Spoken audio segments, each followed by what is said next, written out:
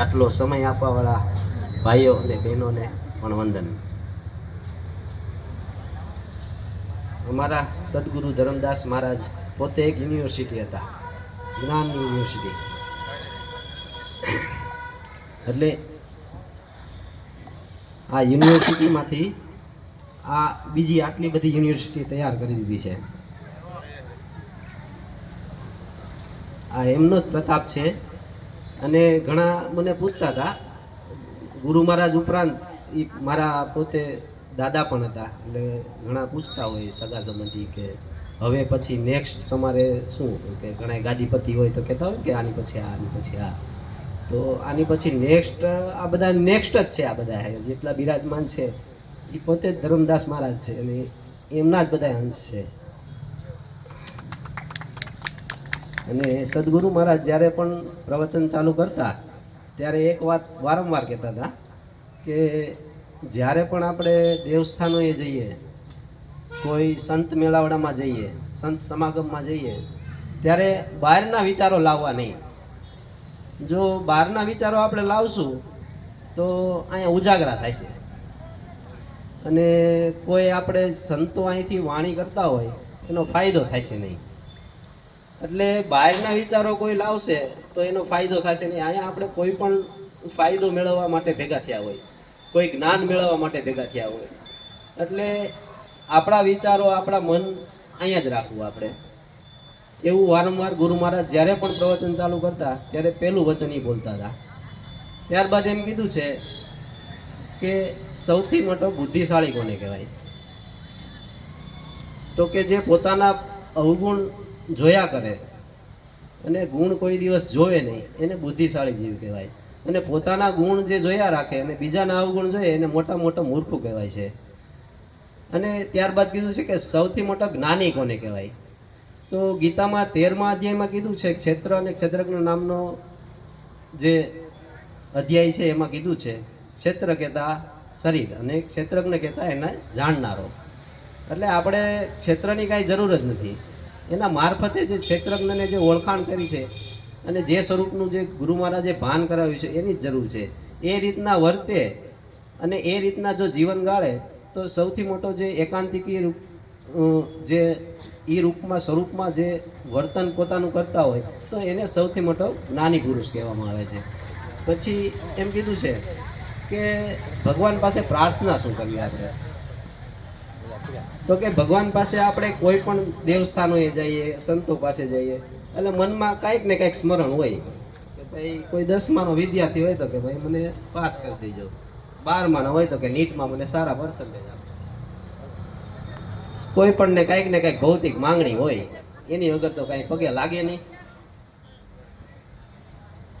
કોઈ પણ વિચાર કરો, કોઈ પણ પગે જ્યારે ભગવાન લાગે એટલે કાંઈક ને કાંઈક માંગણી તો ઊભી જ હોય.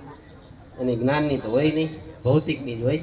મને જે ઘટતું હોય માંગણી કરે.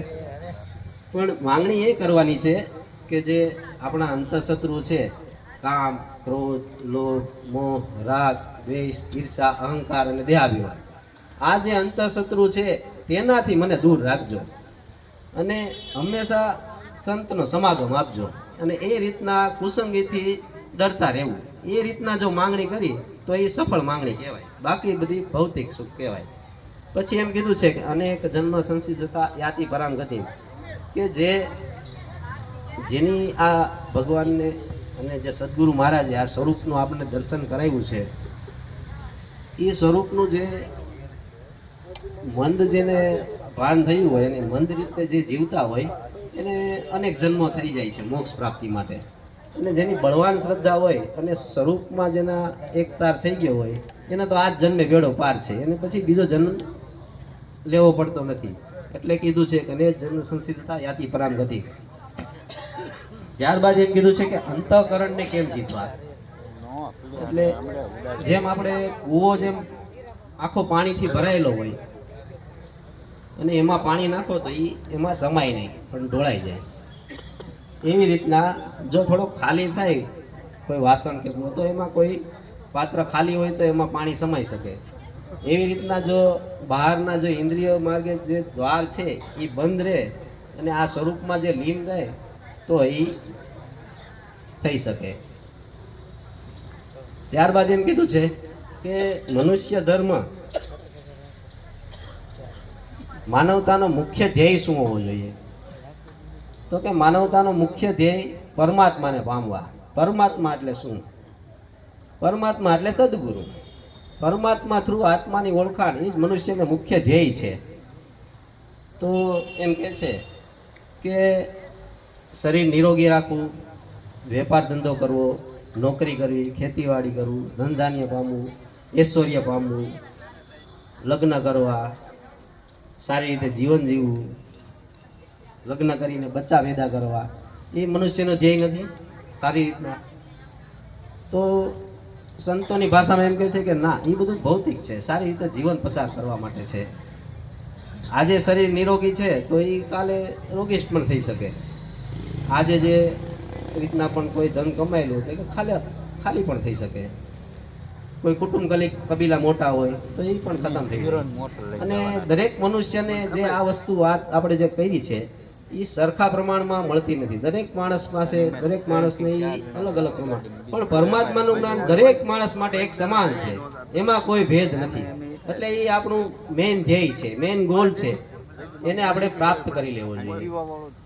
પછી એમ કીધું છે કે ભગવાનનો રાજીપો કેમાં? તો કે તન મન ધન, મન કર્મ વચનેથી ભગવાનનો ભક્ત સદગુરુનું સેવા કરી એ જ મોટા મોટો ભગવાનનો રાજીપો છે.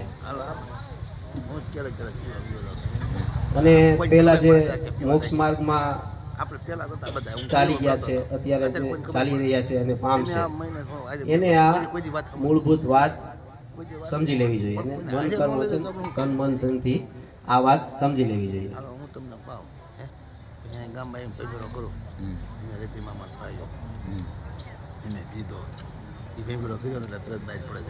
ત્યારબાદ એમ કીધું છે કે મનુષ્યને પોતાનું સ્વરૂપ પારખવાનું કોઈ માર્ગ હોય તો શું છે? તો સદગુરુનો આ કળિયુગમાં ભેટો કરવો એક મુશ્કેલ છે. આપણા કર્મો એ રીતના પરિપૂર્ણ થયા હોય તો સદગુરુ મહારાજનો ભેટો થાય, અને સદગુરુ મહારાજનો ભેટો કરી અને આ વાત સમજી લેવી જોઈએ અને એના માર્ગે ચાલવું જોઈએ. અને જેટલા આપણા સત્સત્રો છે એનાથી દૂર રહેવાના પ્રયત્ન કરવા જોઈએ. અને આ જે સ્વરૂપનું ભાન કરાવ્યા પછી એ સ્વરૂપમાં એક તારે જોડાય અને એ રીતના જીવન પસાર કરવું જોઈએ. બોલો સદગુરુ મહારાજની જય.